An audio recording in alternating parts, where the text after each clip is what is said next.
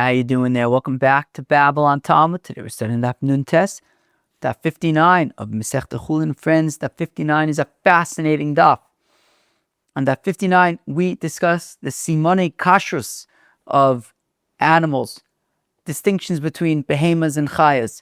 We talk about simone kashrus of birds, of fish, of grasshoppers, as strangely as that is. So, friends, that is what we have on the agenda today.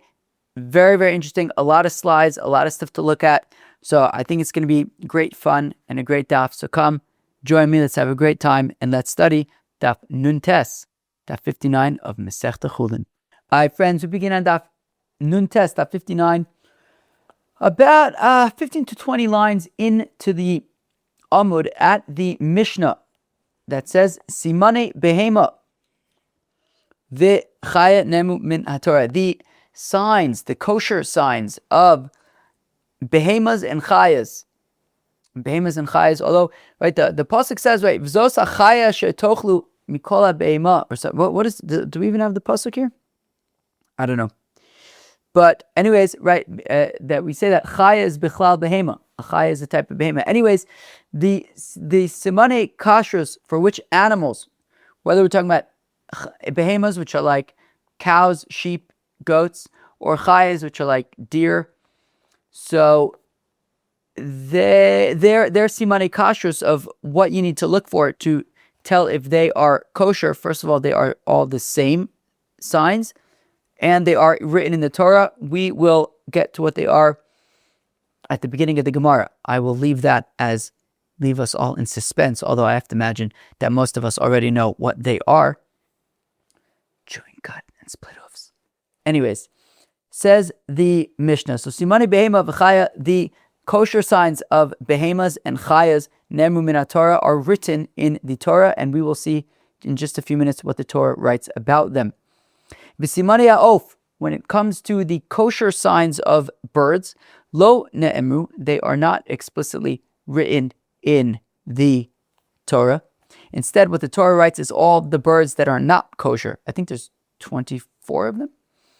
Avol amru chacham, but the rabbi said, Kol of hadores tameh. Any bird that is dores is not kosher. If it doreses, it's not kosher. There are different definitions of what it means to be dores. Rashi here says what it means is that it picks up its food and eats it, kind of like we do, right? If we go to eat a sandwich, for example, we will pick up the sandwich in our hands and we will eat it from our hands. We pick it up, hold it, eat it. So any bird that picks up its food, that would be considered doris. For example, an eagle or something like that, or even like parrots, whatever, anything that kind of picks up its food. Tosfos, now the Tosfos for this is Taka and Daf Samach Aleph, Amud Aleph. Tosfos asks a question, and they say, or Rabbeinu Tam asks that even chickens can pick up their food. I guess they don't strictly peck, but I guess even chickens can even pick up their food and eat it. Rather, Tosfos says what it means to be dores is, if you look at like an eagle or a hawk or something, it's kind of rough to look at, but they can like swoop up their prey, right? Like an eagle or something. It's got these really, really strong, are they called like talons? I think maybe they're called talons, but like really strong like feet. And they come and they just like swoop up their prey and they just start eating it. They don't even kill it first. They just start. Can you imagine how horrible that must be? Oh my gosh. To be like an eagle or a hawk victim. They just scoop it up with their super strong feet, or maybe they're called talons, and they just start pecking at it while it's still alive. They don't kill it. They just start eating it, like pecking at it with their beak, and like ripping apart its like flesh and skin. That's horrible. Oh my gosh. Anyway, so Rabbeinu Tam says we don't eat that. We don't eat any birds that do that. I believe Rashi on Daf Samach Beis, I haven't looked at it yet, says that doris means that it like holds down its food so like for example, if it finds like a piece of bread or something, so to like hold it down, suppress it with like one of its feet while it starts pecking at it. But anyways, so Rashi on this page says that it means that it like picks up its food with its hand, kind of like we do. Rabbeinu Tam says it means that it starts, it's doris, it just picks up its prey and just starts pecking at it. Okay. So so any bird that is doris is tummy. Kol sheyesh lo etzba yisera, any bird that has an extra finger. What's that extra finger? So let's look at this slide over here. What you see here is a chicken. And if you look at that chicken, so there's actually two arrows pointing to the chicken's left, or whatever, foot I think it's its right foot, but it's on the left of our photo. So there's two arrows there. The arrow on the right is what we're looking for right now. That according to Rashi, it's basically, so you got the three kind of primary fingers in the front, or toes, I guess toes, not fingers, I guess. So you got those three primary toes in the front, but there's this extra kind of back toe. And that's the one. So we're saying any bird, so it's got to have that extra back toe. Apparently the Ran, I didn't look at it, but apparently the Ran says it's that long toe in the front. Okay, fine. So Rashi says it's that extra back toe. Vizefek, and it has a zefek. I think it's called is the zefek the gizzard? I don't know. But it's got the zefek. The zefek is that big stomach-like thing at the beginning of its esophagus that we've seen a bunch of times already.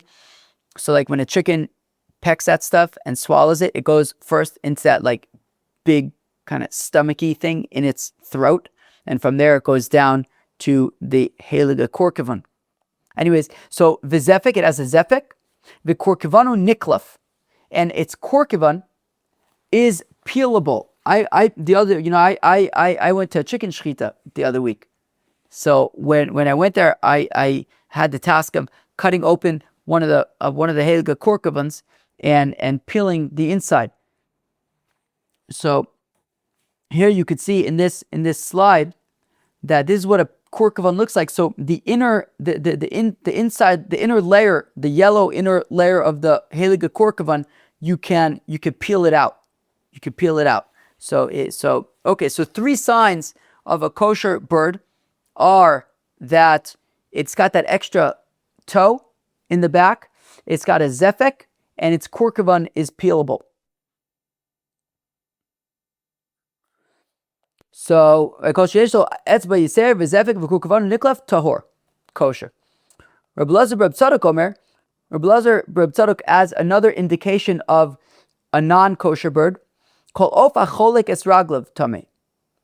Any bird that divides its toes is tamei. What does that mean? So if you look at this slide over here, so we got two birds here. On the left we got a chicken. On the right we got, I don't know, maybe that's a parakeet. So on the left, that chicken, so notice how it's all three of its fingers, it's basically standing on that branch in the same way that it would stand on the ground, right? It's got its three fingers in the front, it's got the back, it's got the three toes in the front, it's got the back toe behind it. But it's just kind of standing on that branch, kind of similar to how it would stand on ground. Whereas if you look at that, I'm going to guess it's a parakeet. If you look at that parakeet, so it's only got two, so it's got two of its toes in the front, and you can't really see, but I think behind it would be another two toes. So it divides up its toes between, when it's like standing, it looks like it's standing on some kind of a wire. So when it's standing on that wire, it's dividing up its toes, two in front, two in the back. So if it divides up its toes like that parakeet is, so that is a non-kosher bird. You can't eat parakeets, I guess. Okay, so to recap, when it comes to birds, there are two indications of a non-kosher bird. I believe that there is a third one, but we haven't seen it here, so I'm not going to mention it. So two disqualifications that we have seen are, number one, it is dores. We saw Machlokas Rashi and Tosfos. And the other is that it divides up its toes when standing on like a wire or something. And in terms of being kosher, it's got that extra toe in the back, and it's got a zefek, and its korkivon is peelable. V'chagovim, grasshoppers, or some kind of bugs, which is a little bit surprising to me that we eat bugs. I don't know. It just seems so nasty. We're gonna see what that looks like in a minute. I don't know. I feel like usually things that are kind of gross are like also not kosher. It's still surprising to me that these bugs are kosher. Anyways, v'chagav, when it comes to these bugs, So kosher yeshlo. I mean, it's also interesting that like we at least Ashkenazi Jews, like we don't have a tradition of like which bugs that we eat, as far as I'm aware. Other Yidden from different places of the exile have, I believe, different traditions of which bugs you can eat. But yeah, it's interesting. Out of all these ones, the bug ones, like we know about chickens, we know about sheep and stuff, but the bugs kind of fell out of popularity, I guess. When it comes to these bugs, it has to have 4 legs, and 4 wings, and these like jumper legs, and its wings cover most of it. Rabbi Yossi Omer says, Rabbi Yossi Shmo Chagav, it has to be called the Chagav. Let's take a look at one of these things, at what one of these things could look like. So I think, from what I could tell, I think that this would be a kosher bug. Although we just saw that according to Rabbi Yossi, it has to be called a Chagav. So assuming that this bug is called a Chagav, so then it would seem to me like it should be kosher, because at the top, as the top right label points out, it's got 4 legs, right? 4 arrows pointing to 4 legs. It's got 4 wings, right? You got kind of the bottom right label and the top left label pointing to its wings, two on either side. So it's got 4 legs, 4 wings. The bottom left label is pointing to its kartzulayim, that it's like these 2 kind of like long legs that help it like jump.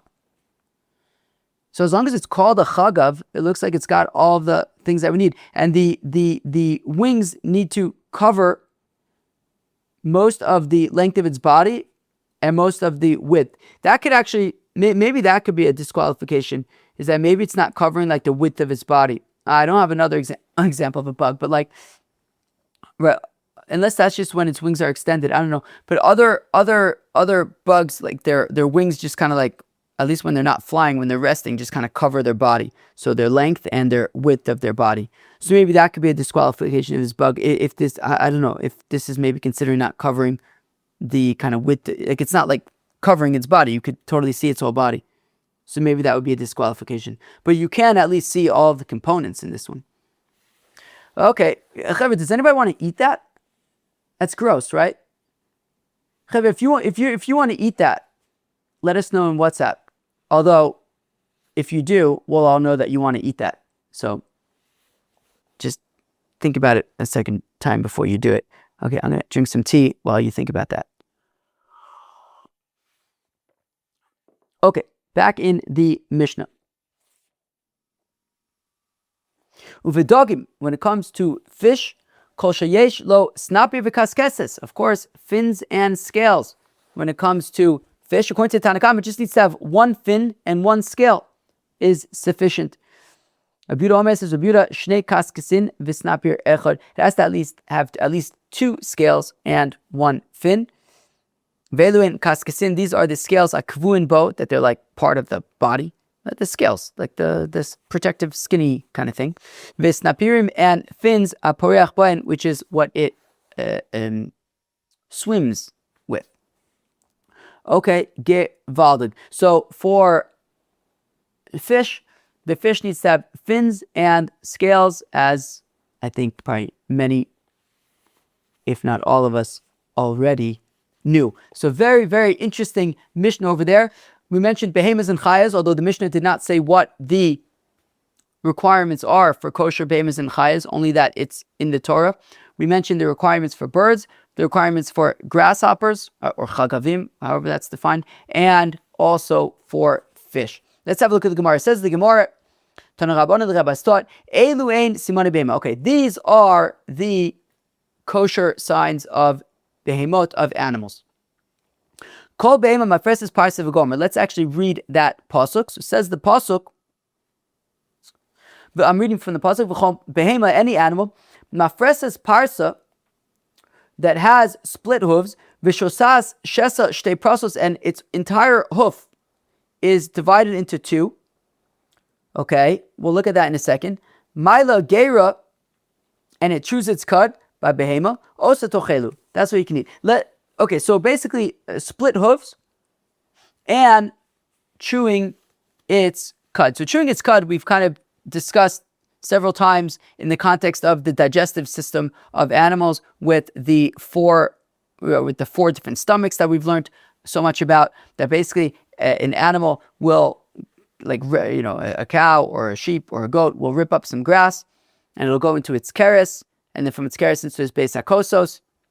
From the beis hakosos back up to its mouth, it'll keep on munching on it and some more, then go back from its mouth to the beis hakosos, from there to the hemsis and the keva, and continue on. So that's chewing its cud, that it kind of regurgitates and chews its cud until it is nice and well chewed. Now, in terms of split hooves, let's take a look here. When it comes to split hooves, it's not enough that it's split. It has to be split all the way through. Okay, so let's take a look here, comparing the split hooves of a sheep versus that of a camel. If you look at the sheep on the left, so in that circled area, basically the entire foot, everything that's on the ground over there, the entire hoof, like the black part of the hoof, is split into two. Those are two separate hoofs.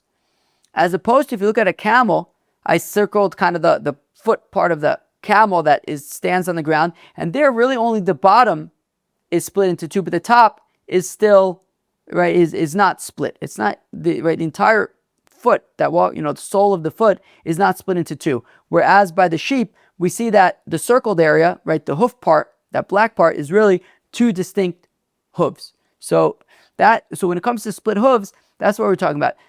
Two, that the hoof is split, mamish entirely into two, unlike the camel that's only partially split into two. Okay, now back in the Gemara.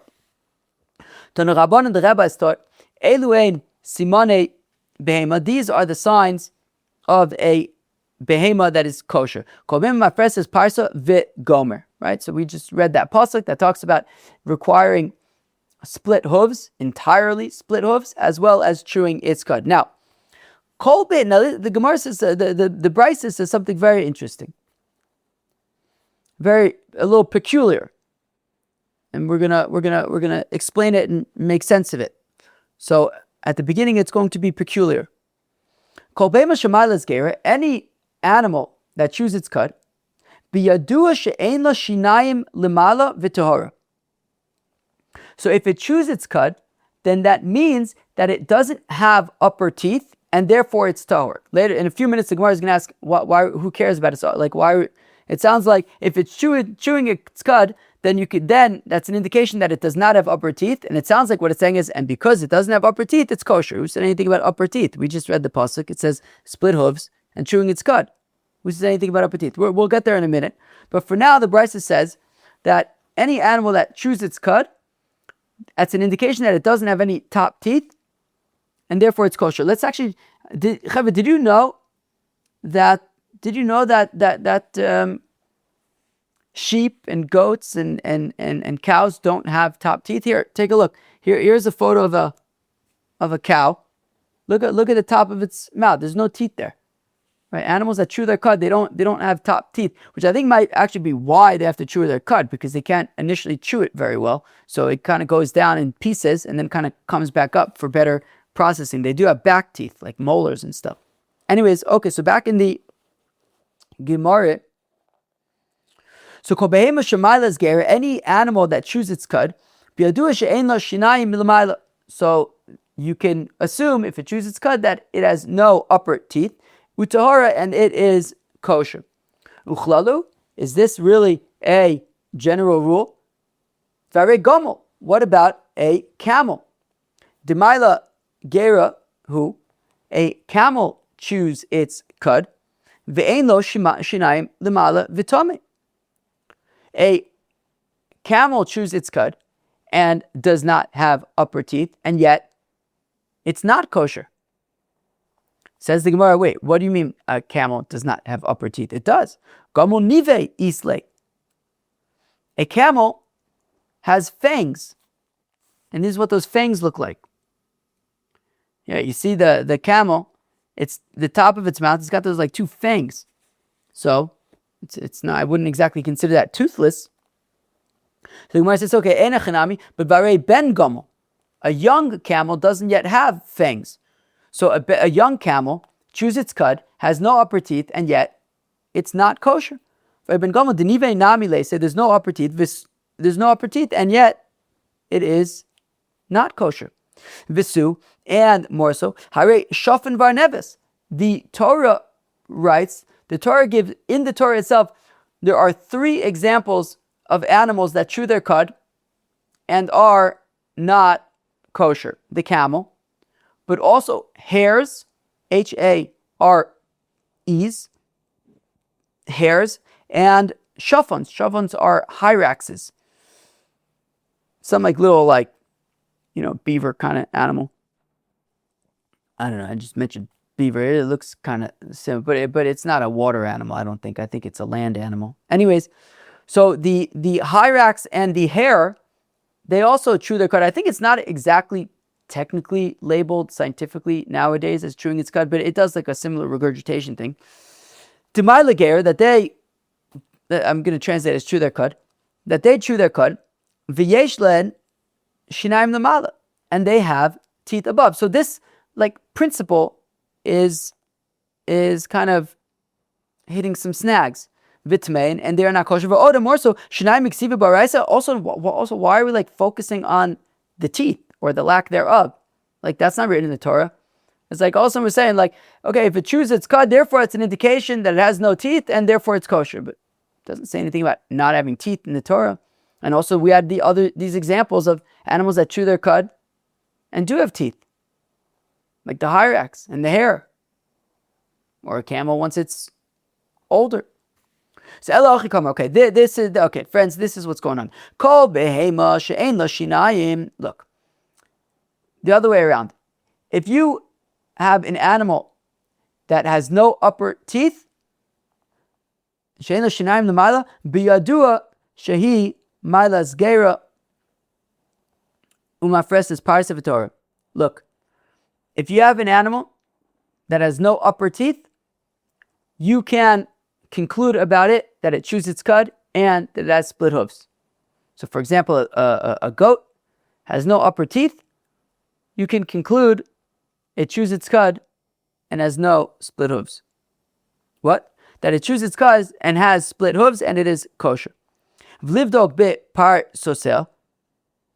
Now, still, the Gemara says it's a little bit of a funny thing that we're doing over here. We're looking at its teeth in order to determine that it has split hooves. Why not look at its hooves to determine that it has split hooves?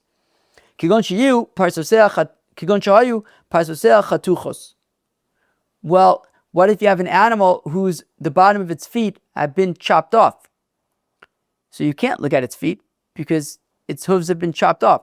So if you could look at its mouth and see that there are no upper teeth, so you could know that, okay, this is an animal that was born with split hooves and they've been cut off, and it also chews its cud, and it is kosher. And like Rav Chizda says, if a person was walking in the desert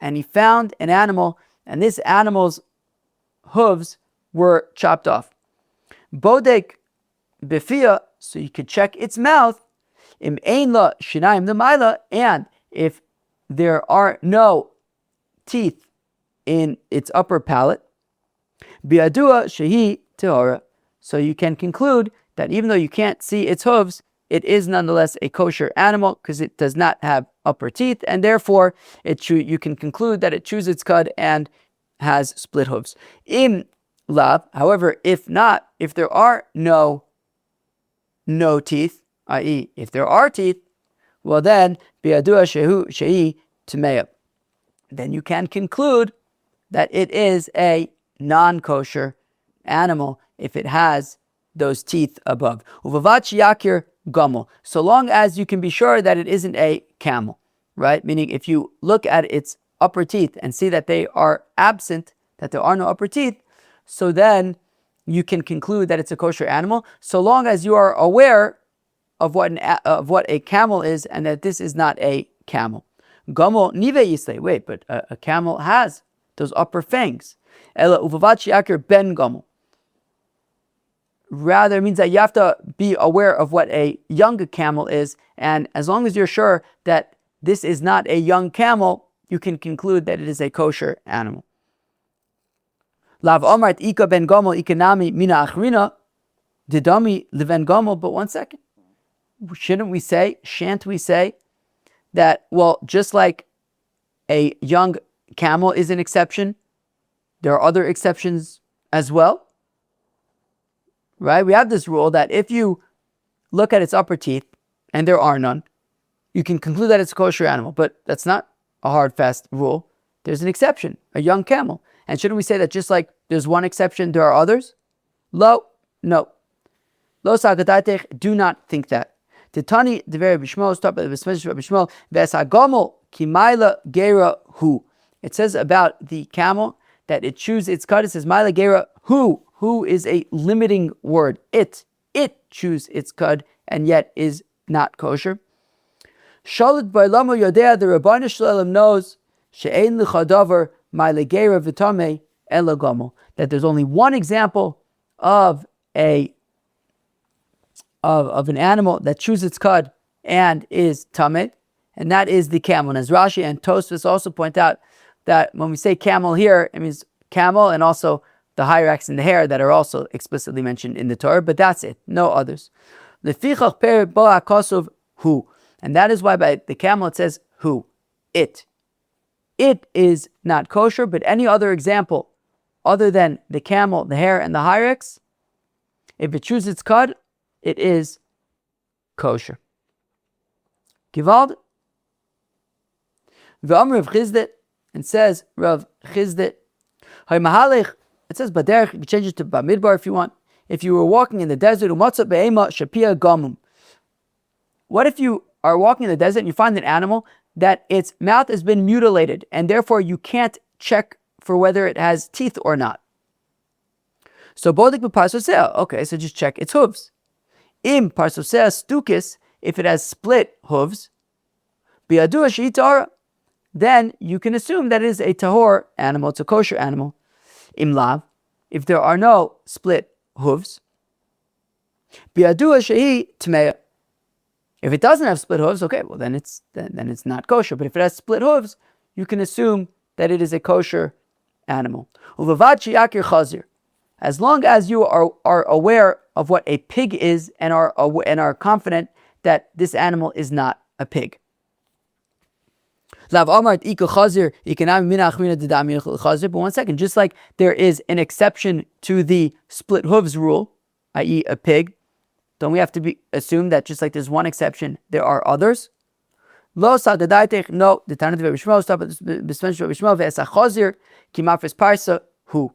that the hog has split hooves. Who? It has split hooves. Shalit Bailama Yedea, the Rabbanu Shalom knows, Shein L'chadavar, Shemafris Parsa, Vitome Ela Chazir, that there's only one example of an animal that has split hooves and is not kosher, and that is the hog, the pig.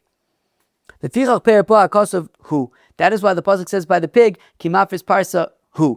It, specifically a pig, is the only example of an animal that has kosherly split hooves, but is not kosher. Any other animal that has split hooves, kosherly, properly, and thoroughly split hooves, is a kosher animal. But Rav Chizda says, Rav Chizda, Haymalech Bamidbar, a person is traveling in the desert, umatzah beheimah shapia gamum ufarsosea chatuchis, and he finds an animal that its mouth is mutilated, and you cannot check for whether it has upper teeth or not, and its hooves have been cut off. So mamish, both places to check are uncheckable. The hooves are gone, and the mouth is messed up. So bodik b'bsar, what you could do is you could check it, and then check its meat. In mahalach shesiva erev b'yadua shehi tahora. If the meat, I assume what it means is that if the grains of the meat go both, vertically and horizontally, right? Go in both directions, it's a kosher animal. V'imla, but if it's only in one direction, b'yadua shehi tmeya, it is not kosher. V'vat yakir arod, as long as you are aware of what a wild donkey is, and so long as this animal is not a wild donkey, it is kosher. But 1 second, just like the wild donkey is an exception to this rule, shouldn't there be other animals that are exceptions to the rule? Kimiri deleka. No, we have a tradition that there are no other exceptions. Where on the animal are you checking for this meat that is grained in, right, both horizontally and vertically, let's call it, or length and width? Rashi explains it means tachas oketz, under the tail. That you check on the meat underneath the tailbone to see if the grains go vertically, and horizontally, lengthwise and widthwise. And if they do, then you can assume that it's a kosher animal. Okay, fine. So what have we said, Batson? Batson, what we've said is, we've said what the Torah says. The Torah says that a kosher animal needs to have split hooves that are thoroughly split, as well as chewing its cud. That is the indications, the simanim of a kosher animal. Now, the Gemara gave other ways to check, right? If it doesn't have teeth on the top, if there's no teeth on the top, you can assume that it chews its cud, and essentially it's kosher as long as it's not a camel, right? If it has hooves, right, split hooves, it's kosher as long as it's not a pig, azoy. And if it has that kind of grained meat, lengthwise and widthwise by the tail, so then also you can assume it's a kosher animal. But again, ultimately, what it comes down to is that it needs to have split hooves and chew its cud. So now the Gemara moves on to Simane Chaya, which is interesting. Tanu Rabbanan Eluin Simane Chaya. These are the signs of a Chaya. Chaya b'chal beheimah l'simanim. To which the Gemara asks, wait a second, what do you mean these are the simanim of a Chaya? Ultimately, the simanim are the same for a beheimah and a Chaya. Whether we're talking about a goat, whether we're talking about a deer, it's the same thing. If it has split hooves and chews its cud, it's kosher. If it doesn't, it's not kosher. What are you talking about? The simanim of a chaya, they're the same as a beheimah. Amr Ibzera says Ibzera lahatir chelba, to permit its cheleb. Very, very interesting. Even though in terms of whether an animal is kosher or not, there is no distinction between beheimas and chayas. The simanim are the same. Chews its cud, has split hooves, it's kosher. But it is important for us to be able to distinguish within kosher animals which are the chayas and which are the behemas. Why? Because they're nafkaminas. As Ubzer just pointed out, the chaylev of a chaya is mutter. The chaylev of a behema is also, you're not allowed to eat the chaylev of a goat, a sheep, a cow. You are allowed to eat the chaylev of a deer. That's just one nafkamina. Other nafkaminas are matnas guna, zurav v'lichayayim v'keva. That applies to an animal. It does not apply to a chaya. Kisoy adam. This kisoy adam, you cover the blood for after shechting a chaya, but not after a behemoth. So there are nafkaminas about if we're talking about a chaya or behemoth. So in terms of what's kosher, sure. Split hooves, chewing its cud. But we need to be able to identify within the group of kosher animals which are the chayas and which are the behemoths. And this is what the Brisa is saying. Elu hein simani chaya shechelba mutter. These are the indications of a chaya, but when it comes to a chaya, its chaylev is permitted. You're allowed to eat the chaylev of a chaya. Kol sheyesh la karnaim utlafayim. If it has horns and split hooves. There is, I think, an indication that maybe split hooves means like a certain kind of split hooves, maybe pointy split hooves, but I'm not going to get into that distinction. The Gemara doesn't make it obvious, Rashi doesn't make it obvious. I'm just going to stick with just saying horns and split hooves. Reb Dosa says, Reb Dosa, yesh la karnaim iyat tzarich lachzor al tlafayim. If it has horns, you don't have to, you can assume, Tosfos kind of gets into what exactly the nafkamina is between Reb Dosa and Tanakama. I'm not going to get into it. So if he says if it has horns, you don't have to check its hooves.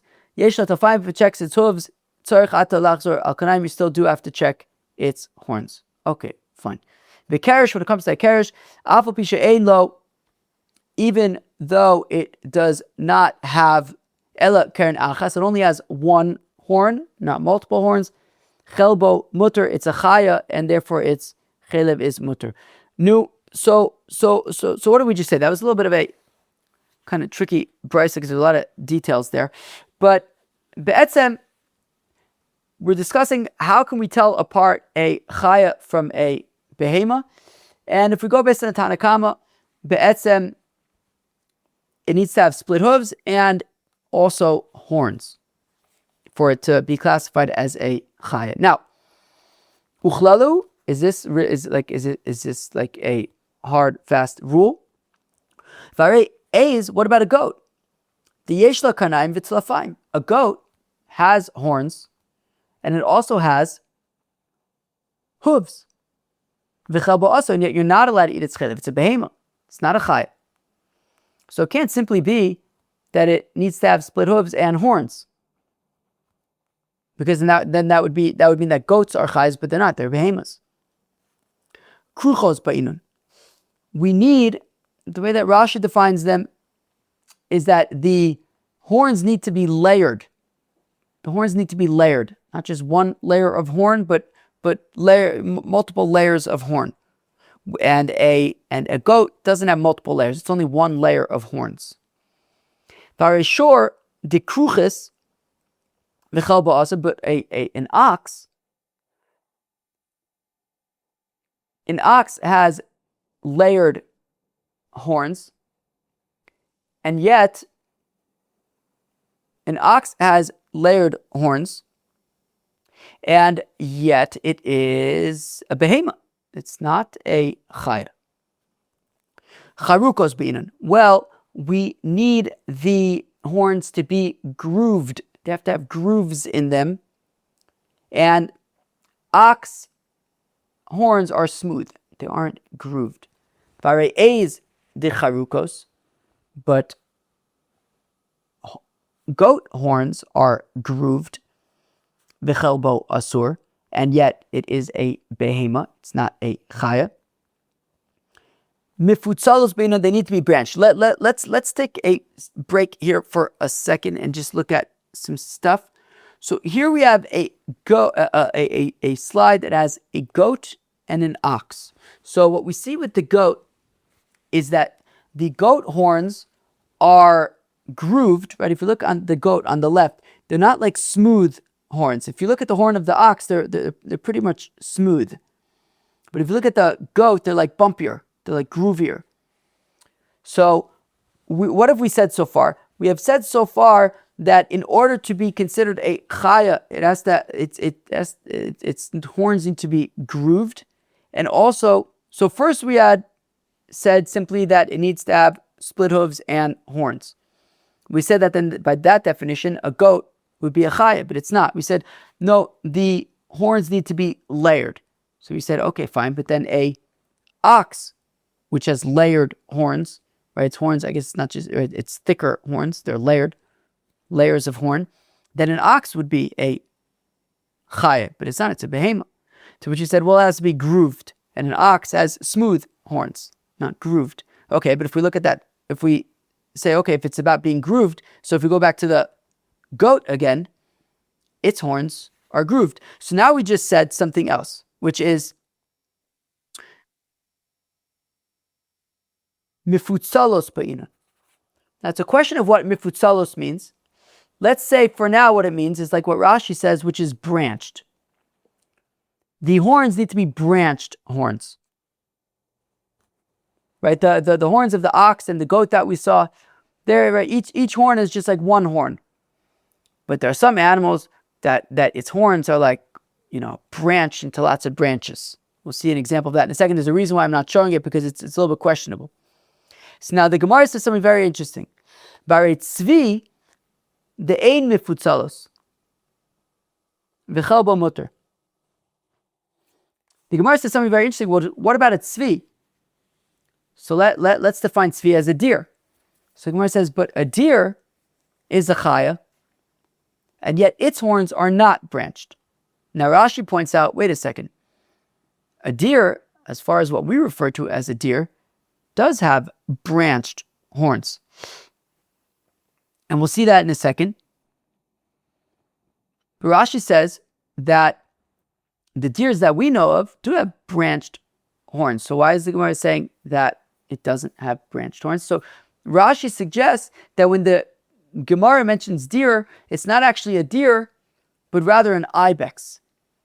And an ibex doesn't have branched horns, and we're going to look at these in a second. Tosfos, however, disagrees. Tosfos says, no. When it says tzvi, when it says deer, it means deer. It doesn't mean ibex. It means deer. But the Gemara doesn't mean mifutzalos, which is branched, but rather mevutzalos. Mevutzalos means that its horns go up vertically and then curve to a point. That's what it means. Mevutzalos. That in order for it to be considered a chaya, it has to its horns need to go up vertically and then come to a point. To which the Gemara says, but that's not applicable to a deer, which according to Tosfos is a regular deer, which has these branched horns. And we're gonna come and it's a chaya. So let's take we just did a lot right there. So let's take a look at a deer versus an ibex. So on the left we have a deer, and you can see that its branches. So let's actually look at the ibex for a second. So according to Tosfos' definition of mivutzalos, notice how the horns of the ibex first go up. They don't. If you look at the deer, its horns go out to the right. They don't go straight up. They kind of branch out horizontally. Though there are those like kind of shorter, pointier ones at the front, although they don't kind of come to a curved point. So if you look at the deer as opposed to the ibex, if you look at the ibex's horns, notice they go up. They don't go out to the side. The deers go out to the side. Meaning they just go basically at like a 90-degree angle almost. Whereas the ibex horns basically go up. They go up and then they come and curve to a point. Whereas the deers, they kind of go out to the side and then kind of go upward. They don't really also have that like arc to a point in the same way that an ibex does. So now Rashi had pointed out that on the photo on the left is what we refer to as a deer, and a deer's horns they're very branchy, those horns. So therefore Rashi had said that when the Gemara says that but a deer does not have branched horns, it's referring to the ibex on the right. Tosfos says that it doesn't mean branched, rather means mivutzalos, which is like the ibex, that it goes up and then comes to a point, to which the Gemara points out, well, if that's the case, deers are not like that, and yet they are a chaya. Okay, fine. So tzvi, the ein mifutzalos, right? The fact of the matter is that a tzvi, whether it's an ibex or whether it's a deer, and however we define mifutzalos versus mivutzalos, whatever it is, a deer, which we know to be a chaya, and that its chelev is mutter, does not fit that definition. The chalba mutter and its chelev is mutter, it's a chaya. So chaduros ba'inon. We need the horns to be round. In order for it to be a chaya, it needs to be round. Okay, so we've mentioned a lot of things so far, right? We've mentioned layered, we've mentioned grooved, we've mentioned branched, we've mentioned round. Okay, the Gemara kind of packages this up for us in a rule. Here is the rule.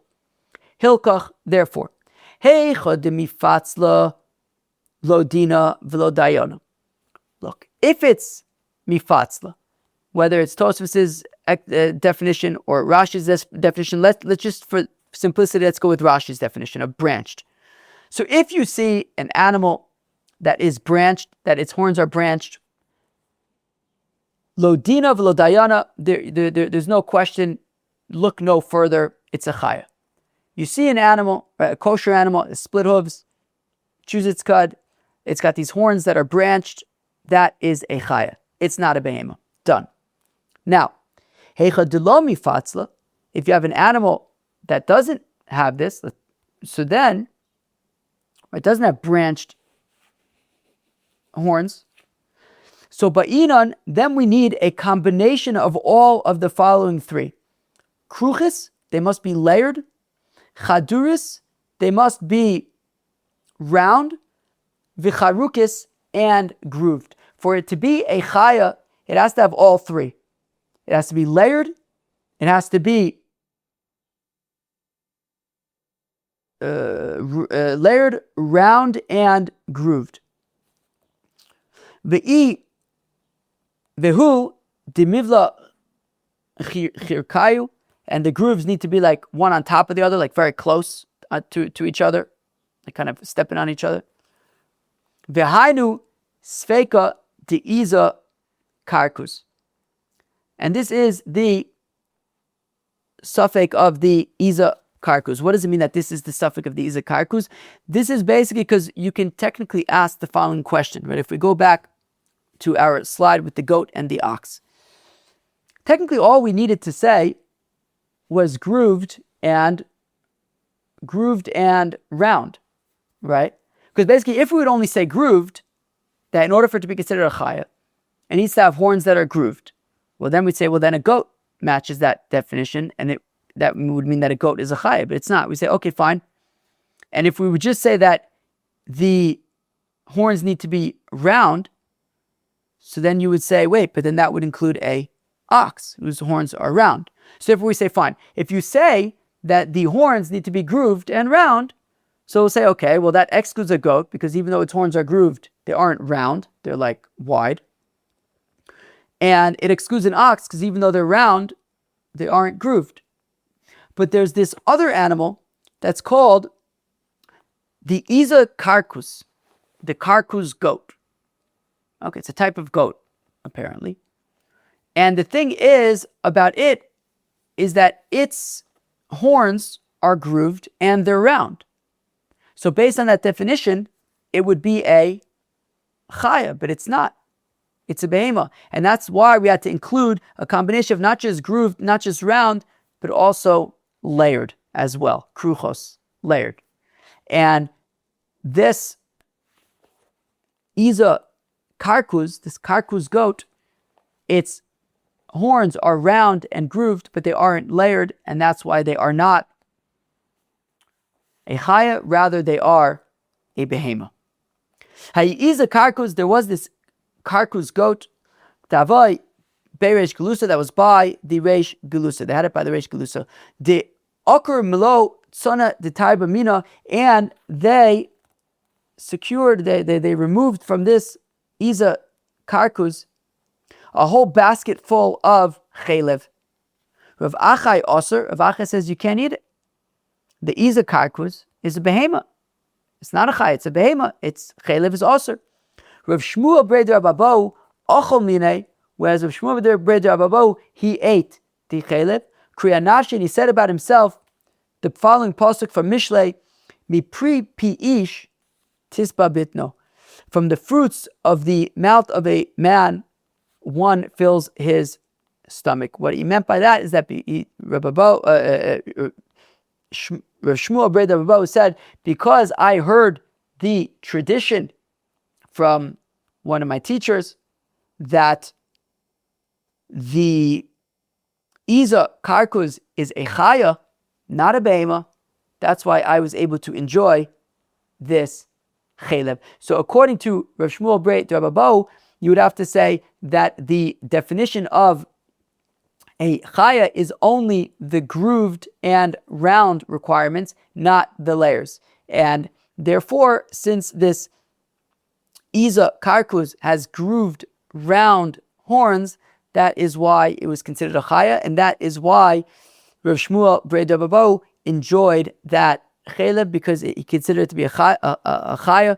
Shalchu mitam, they sent from Eretz Yisrael to Babble. Hilchus hakavasi de Shmuel Breder Babbo, that while the halacha is like Rav Shmuel Breder Babbo, that he was correct, that the Iza karkus is in fact a chaya, and you can enjoy its chaylev. However, vizaru birabenu achai, do be very careful how you act in front of Rabbeinu Achai, shemeir ene golahu, because he brightens the eyes of the exile. So the halacha is, practically speaking, right, technically speaking, like Rav Shmuel Breder Rabo. However, if Rab Achai says that it is that you're not allowed to eat the chalev, do not eat the chalev in front of him.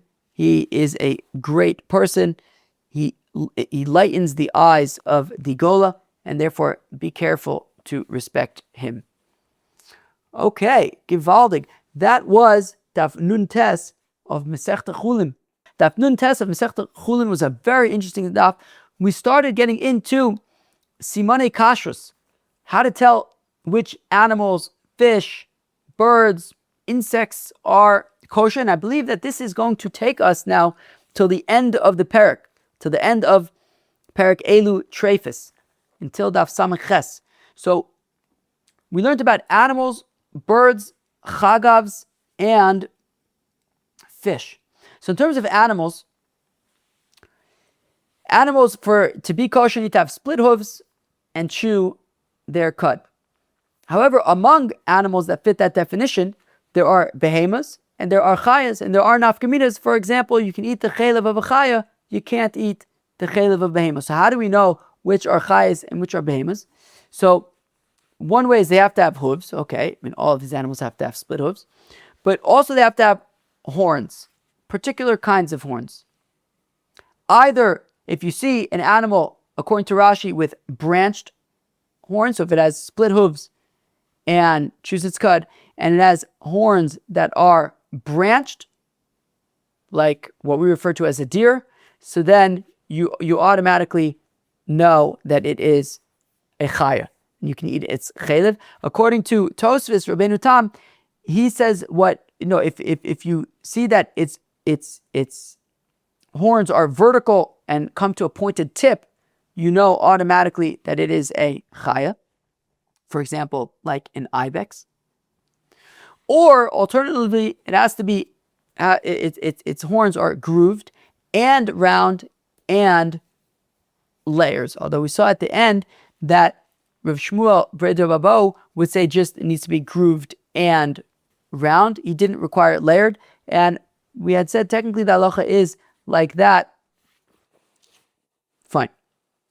In terms of birds, kosher birds have this extra toe behind its main toes. It also has a zefek, and its korkevan can be peeled. Those are the indications of a kosher bird. Now, while that is not explicitly written in the Torah, that is what the rabbis said. Now, in terms of indications of a non-kosher bird, if it tramples its food, we saw two explanations. Rashi says that means that it kind of holds its food in its hand and eats it. Tosfos says it grabs its food and just starts pecking at it while it's still alive. And another indication of being not kosher is that it splits its toes when it stands on like a wire or like a telephone line or something. So if it has 4 toes and 2 are in the front and 2 are in the back, it is not kosher. For example, like a parakeet. When it comes to chagavs, they have to have 4 legs and 4 wings that cover most of its entire length and width. It needs to have these 2 jumper feet, and it needs to be called a chagav. If it has all of these characteristics but isn't called and referred to as a chagav, you can't eat it. And finally, when it comes to fish, even just 1 fin and 1 scale is enough to be considered kosher. Rabbi Yehuda says it has to have 2 scales and 1 fin to be considered kosher. Friends, that was Daf Nun Tes Daf 59 of Masechta Chullin. I hope you enjoyed. Have a great, great, great day. Cheers.